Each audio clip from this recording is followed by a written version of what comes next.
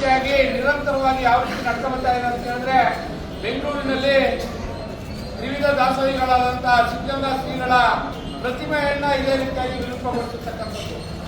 ಅವ್ರನ್ನೇ ಕೇಳಿದ್ರೆ ಅಂತಾರೆ ಆರೋಪಿ ಏಸು ಕ್ರಿಸ್ತ ಹೇಳ್ಬಿಡ್ತಾನೆ ಇದನ್ನ ವಿರೂಪ ಮಾಡುವಂತ. ಆದ್ರೆ ನಿರಂತರವಾಗಿ ಹೇಳ್ಕೊಂಡು ಹೋಗ್ತಕ್ಕಂಥ ಒಂದು ಸಂದರ್ಭ ಬಂದ್ರೆ, ಈಗ ಚೆನ್ನಪ್ಪನವ್ರು ಮಾತಾಡಿದ್ರು, ಮತ್ತೆ ನಮ್ಮ ಶಿವಬುದ್ಧಿ ಅವರು ಮಾತಾಡಿದ್ರು, ಮಾರಪ್ಪಣ ಮಾತಾಡಿ ಹೇಳ್ತಕ್ಕಂಥ ಸಂದರ್ಭದಲ್ಲಿ ನಿಮಗೆಲ್ಲ ಗೊತ್ತಿದೆ. 12ನೇ ಶತಮಾನದಲ್ಲಿ ಕ್ರಾಂತಿಯನ್ನ ಮಾಡಿರ್ತಕ್ಕಂಥವ್ರು ಬಸವಣ್ಣನವರು. ಜಾತ್ಯತೀತತೆಯನ್ನ ತಂದಿರ್ತಕ್ಕಂಥವ್ರು, ಜಾತಿಯನ್ನ ಹೋಗಲಾಡಿಕೊಂಡು ಅಂತ ಹೇಳ್ತಕ್ಕಂಥ ನಿಟ್ಟಿನಲ್ಲಿ ಸಮಾಜವನ್ನ ಸುಧಾರಣೆ ಮಾಡ್ತಕ್ಕಂಥ ನಿಟ್ಟಿನಲ್ಲಿ ಅವರು ಅವತ್ತು ಕಾನೂನು ಸುಧಾರಣೆಯನ್ನ ತಂದಿರ್ತಕ್ಕಂಥವ್ರು. ಮಹಿಳೆಯರಿಗೆ ಹೆಚ್ಚಿನ ರೀತಿಯಲ್ಲಿ ಪ್ರಾಧಾನ್ಯತೆಯನ್ನ ಕೊಟ್ಟಿರ್ತಕ್ಕಂಥದ್ದು. ಇಷ್ಟೆಲ್ಲ ಕ್ರಾಂತಿ ಸುಧಾರಕರಾಗಿರ್ತಕ್ಕಂಥ ಬಸವಣ್ಣವರಿಗೆ ಈ ವಿರೂಪ ಮಾಡ್ತಕ್ಕಂಥದ್ದು ಎಷ್ಟು ಸರಿ ಅಂತಕ್ಕಂಥದ್ದು. ಇವತ್ತು ನಾವು ಏನೋ ಸಂವಿಧಾನದ ಅಡಿಯಲ್ಲಿ ನಾವು ಬದುಕ್ತಾ ಇದ್ದೇವೆ. ಸಂವಿಧಾನವನ್ನ ಯಾವ ರೀತಿ ನಾವು ನಮ್ಮ ರಾಷ್ಟ್ರದಲ್ಲಿ ಅಳವಡಿಸಿಕೊಂಡು ನಾವು ಇದ್ದೀವಿ ಅಂತ ಹೇಳಿದ್ರೆ, ಅದಕ್ಕೆ ಪೂರಕ 12ನೇ ಶತಮಾನದ ಬಸವಣ್ಣನವರು.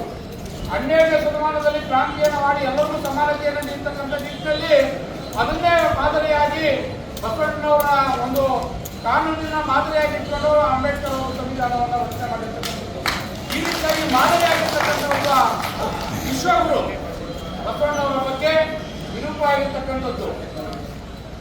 ಹಿಂದೆ ಭೀಮನ ಕಂಠ್ರೆಯವರು ನಮ್ಮ ರಾಷ್ಟ್ರೀಯ ಅಧ್ಯಕ್ಷರಾಗಿದ್ದಾಗ ಸಮಾಜದ ಬಗ್ಗೆ ಅವನೂರು ವರದಿಯನ್ನ ವಿಧಾನಸಭೆಯಲ್ಲಿ ಹರಿದು ಬೀಸಾಟಿ ಸಮಾಜವನ್ನು ರಕ್ಷಣೆ ಮಾಡತಕ್ಕಂಥ ಕೆಲಸ ಮಾಡಿದ್ರು. ಇವತ್ತು ನಿನ್ನೆ ನೋವಾಗುತ್ತೆ ತುಂಬಾ. ತಾವೆಲ್ಲ ಮಾಧ್ಯಮದ ಮುಖಾಂತರ ನೋಡ್ತಾ ಇದ್ರಿ. ಬಸವಣ್ಣವ್ರ ಬಗ್ಗೆ ಅಲ್ಲದೆ ಸನ್ಮಾನ್ಯ ಮುಖ್ಯಮಂತ್ರಿಗಳು ಸಹ ಮೊನ್ನೆ ದಾಸೋಹ ದಿನ, ಏನ್ ದಾಸೋಹ ದಿನ, ಯಾವ ದಿನ ಅಪಹಾಸ್ಯಕ್ಕೆ ಮಾತಿಗೆ ಮಾತ್ರ ಸಾಂಸ್ಕೃತಿಕ ನಾಯಕ ಘೋಷಣೆ ಮಾಡಿದೀನಿ ಅಂತ ಲೆಕ್ಕ ಮಾಡ್ತಾರೆ. ಆದ್ರೆ ಒಳಗಿರ್ತಕ್ಕಂಥದ್ದೆಲ್ಲ ಬರೀ ಉಳಿಕೆ. ಸಮಾಜದ ಬಗ್ಗೆ ಅತ್ಯಂತ ದ್ವೇಷವನ್ನ ಸಾಧಿಸ್ಕೊಂಡಿರ್ತಕ್ಕಂಥದ್ದು. ಇವತ್ತು ಮಾತಾಡ್ತಕ್ಕಂಥವ್ರಿದ್ದಾರೆ. ಎಲ್ಲ ಸಮಾಜದ ಅಧ್ಯಕ್ಷಗಳು ಇವತ್ತು ನಮ್ಮ ಸಮಾಜದ ಮೇಲೆ ದಬ್ಬಾಳಿಕೆಯನ್ನ ಮಾಡ್ತಕ್ಕಂಥದ್ದು.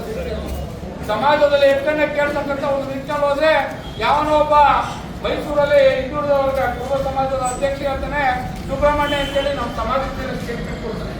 ಯಾವ ರೀತಿ ನೈತಿಕತೆ ಇದೆ ಈ ರೀತಿ ಆದ್ರೆ?